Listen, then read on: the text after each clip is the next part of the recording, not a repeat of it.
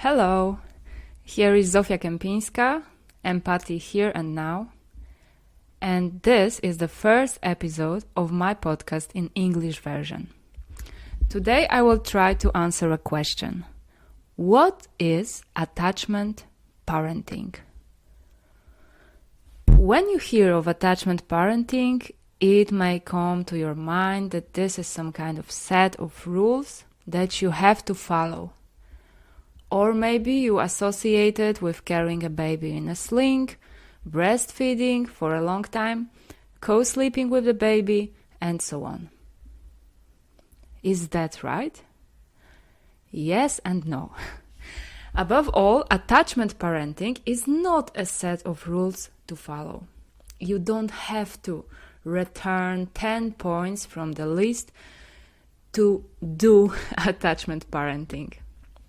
At the same time, you could say that attachment parenting as a, let's say, some philosophy or trend contains some guidelines. Are these guidelines? Carry your child in a sling, sleep with your child, and so on? I would say that these things are some tools that help to nurture the connection that you develop with your child. So, yes, there are some helpful tools that are actually promoted or recommended in the attachment parenting philosophy. But they are not a goal in themselves. Without choosing some of them, you can still follow the path of the attachment parenting. When I think about attachment parenting, a few threads come to my mind. Issues that I would like to talk about now. Let's say that these issues make up what we call attachment parenting. Okay, so the first thing I want to say is that in attachment parenting, we try to be very attentive to the feelings of the child and the needs behind them. Because every child's behavior, including those which are difficult for us, which can sometimes annoy us, every behavior has a message about how the child feels and what the child needs. The child tells us about his needs the best he can, from the first minute of the child's life. What a miracle! I mean, seriously, how wonderfully laid out it is in nature. Our child communicates from the first minute of his life. Wow! Isn't it impressive, really? That child puts so much effort into making us understand him and respond to his needs. Crying, screaming, all this body movement, stomping. So much energy put into communication. It is so important that we can read information about the emotions and needs of the child in these behaviors. That we can, catch the message. And I decide to remember that the child does not want to make me angry. The child is not malicious. The child does not try to rule me or manipulate me. If I have such thoughts, I decide just not to follow them. And instead, I choose curiosity. What is this child's behavior about? What he's trying to tell me? Okay, so this is the first thing. And if I'm talking about paying attention to the feelings and needs of the child, I want to tell you that it's important. I mean, it's so important for the parent to have contact with his own feelings and needs. Yes, your feelings and needs are important, even when you are a parent. Okay? They are important. Another thing is to focus first on the relationship before child raising. Every day in this ordinary life together, including how we spend time with the child, how we communicate with him, through all this we build a relationship with the child. What could be more important, really? I want to focus on the relationship with the child, on its quality, not on what we call child raising, upbringing, especially the authoritarian one. I want an authentic relationship, a safe relationship, a relationship in which my child is accepted and loved as he is. This is the relationship I want with my child. I want to see my child, not just his behavior. You know what I mean? My child as a unique human being. I'm so convinced that if there is a relationship, real, authentic relationship, then upbringing, in this traditional sense especially, correcting the child's behavior, telling him what to do and how to do it, moralizing and so on, is not necessary. I really believe that I don't need to correct my child or lecture him. A good relationship is enough. And sure, it doesn't mean that I cannot tell my child how I feel about something, what I need, what I don't like. But you see, it's totally different when I tell my child how I am than when I judge him, tell him what is wrong with him. You see the difference? Yeah? The first option builds relation, and the second builds walls between us. The next piece is to follow the child and his natural development. Not to rush the child, not to speed up anything, because there is really no reason to speed up. There is nothing to speed up. If the child is ready to start learning a certain thing, he will simply start to take an interest and start learning it. Believe me, a child has this natural hunger for learning, a desire to explore the world, to know the unknown. It is simply in child's nature. Okay, so how to check if the child is ready to do a certain thing? Simple. If he is ready, he is doing it. If he is ready, he is doing it. I don't need to encourage my child to be interested in the world. Have you ever seen how long a child can watch a worm?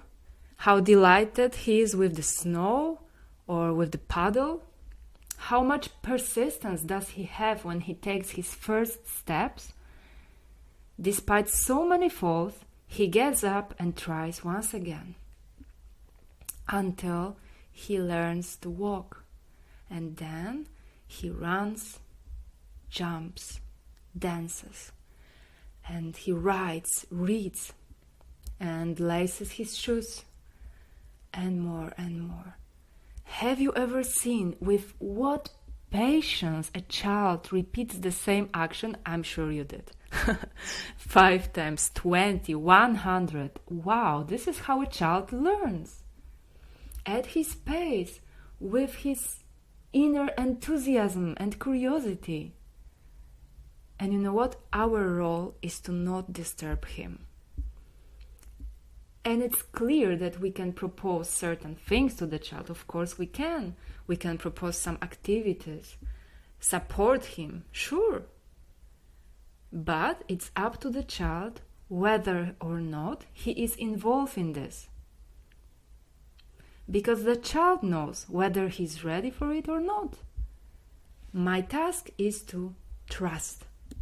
And if we do not force the child to learn things that he is not yet ready to learn, and if we do not guide the child too much, there is a chance that this enthusiasm, which is so necessary in the learning process, which is so fundamental, will stay with the child for his whole life. Would be wonderful, don't you think? Would be so great. Just leave your child a bit of space, trust him, and observe what happens. Another issue that comes to my mind now is not to stand up against each other in the family. You know what I mean? To be on your family side. I'm on my child's side. I'm on my partner's side, and I am on my side. In the same time, you know, we are one team. You can even say, hey, there are really no sides. We are just one team, you know? And yeah, conflicts arise, and that is perfectly normal. But do not let conflicts make us stand against each other. We are different. Sometimes we have completely different perspectives. When we look at the same thing, we react differently. And that is okay.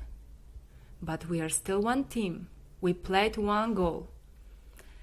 And when a conflict arises, it is good to solve it calmly, not to try to do it in strong emotions when we are in the red zone. The red zone is a place to experience difficult emotions, anger, frustration, sadness, going through them. This is not a place to look for a solution. First, we need to take care of these emotions.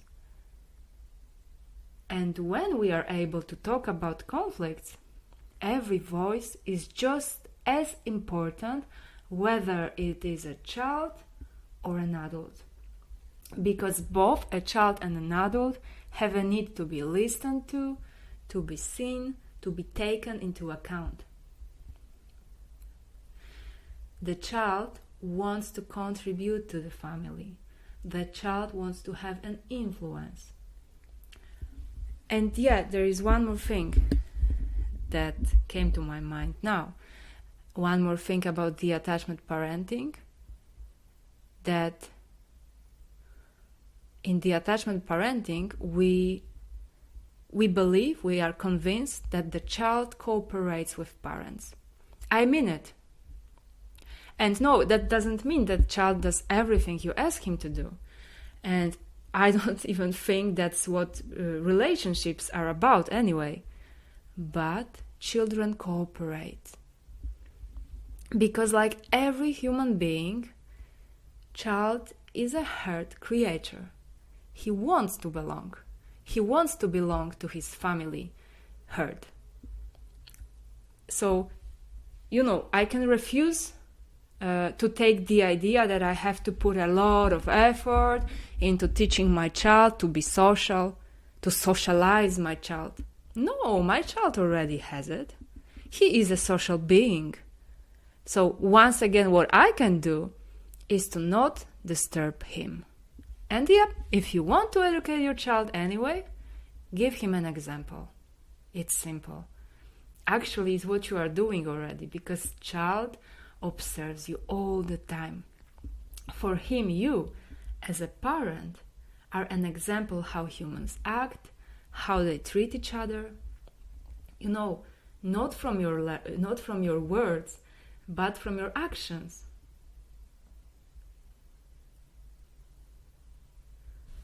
One more thing, I think it's important, I want to say, is to be careful about the language we speak to our child. Words have a huge power.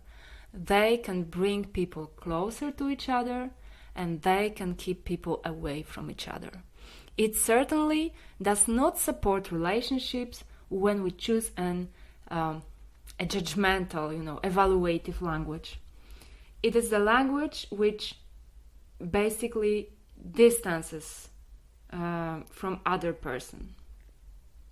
When we stick some kind of label on a child, like for example, what could be that label? Like, my son is stubborn, My kid is lazy. She is always afraid of new things. He is so resistant. She is so smart. And so on. When we judge a child's behavior or character as good or bad, polite or rude, our judgments overshadow the other person who is our child. Once we have stuck a label on someone, we look at that person through the filter of that label. And that label is not the truth about him. It's not about him. So it's very supportive for the relationship with a child if we assume that we are curious about our child, that we are constantly getting to know him. Not that we already know him so well, we know everything about him, we know how he is, how he reacts, because we are getting to know ourselves too, don't we? I mean, we are getting to know ourselves. We change, we are in the process of learning, shaping ourselves.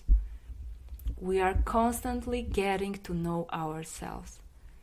Can I really say, I already totally know myself? No. So, I can't say that about the other person either. Especially, I can't say that about other person, if I can't say it about myself, yeah? One more important thing. When I talked about conflicts, I mentioned the red zone and the fact that this is a place where we experience strong emotions, often difficult for us, such as anger, sadness, frustration. And I said that this is not a place, this is not a moment for resolving conflict. It's a moment to stay with these emotions for a while, to accept them, just to let them be. And now I would like to say that just as there is no need to speed up the development of a child or his learning process, there is no need to rush the child when he is in the red zone, to get out of it as quickly as possible. You know what I mean? We see a child who is angry, and we think that he should calm down as soon as possible. Calm down now. The child is crying. Don't cry, nothing happened. Hey, it is not our job as a parent to make the child stop crying as soon as possible, at all costs, especially in that way. Quickly be happy again. You can't do that.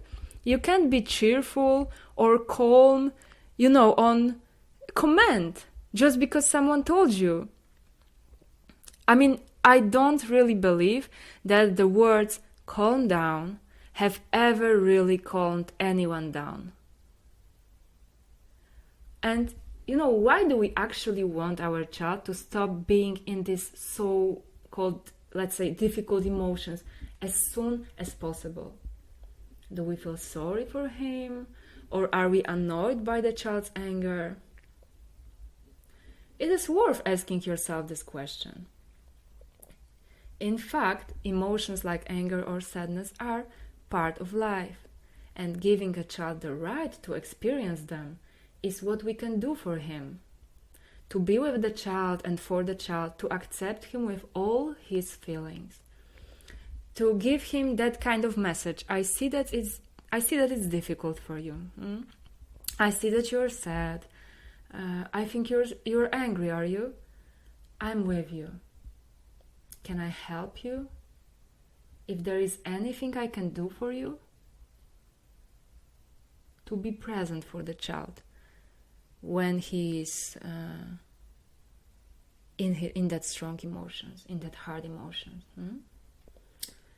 Parenthood is being emotionally accessible for the child, no matter what he experiences at this moment and how he reacts. Closeness. Do not deny the child's feelings, not underestimating them. Giving such a feedback that it's normal to feel sad, cry, or get angry sometimes. By the way, it's normal both for boy and girl. I mean, boys can cry too, okay? This is another thing to talk about, but to give such a feedback, it's okay to experience a whole range of different emotions. I really think that telling a child that everyone has this sometimes can be supportive. It's basically a way of drawing attention to the common humanity. You are not alone in this. I also feel sad sometimes. I also cry or feel angry. Everyone does. This is that kind of message that might be very supportive for the child. Because it's not really about comparing child with other. It's basically about common humanity. Common humanity. Yeah, and perhaps talking about these emotions can also be something that the child needs. But first it's good to check whether the child wants to talk about it. Maybe just the tender presence of the parents is enough, without words. Just the possibility of crying in parent arms might be enough for the child. Okay, so I told you about few things. Hope you have already some idea what attachment parenting is. Just want to tell you once again, it's not really a list of few rules that you have to follow. All of them, just because you have to. No, you don't have to. Check what works for your child, what works for you, for your family, what supports you really. And yes, like I already said at the beginning, breastfeeding, caring child, co-sleeping, and so on are recommended in attachment parenting. Because they are basically helpful tools, Okay, so trust your child and his natural development. Trust that he's a social being, that he tells you the best he can about how he is, how he feels. That there are some needs behind each of child's behavior. Respond to these needs with care and sensitivity. Be in touch with your feelings and needs. Take care of yourself too. Focus on building a good, safe relationship, not on raising a child, telling him what to be and how to act. Set an example. Don't treat a child in a way you wouldn't treat any other person. It does not matter that the child is small. He is another unique person. Simple. Check what supports your family and don't do what does not support you and what does not work for you. Emotional accessibility for the child. Closeness. Focus on the nurturing connection that you develop with your child. Attachment. Love. That's all for today. Oh, thank you so much. And bye-bye.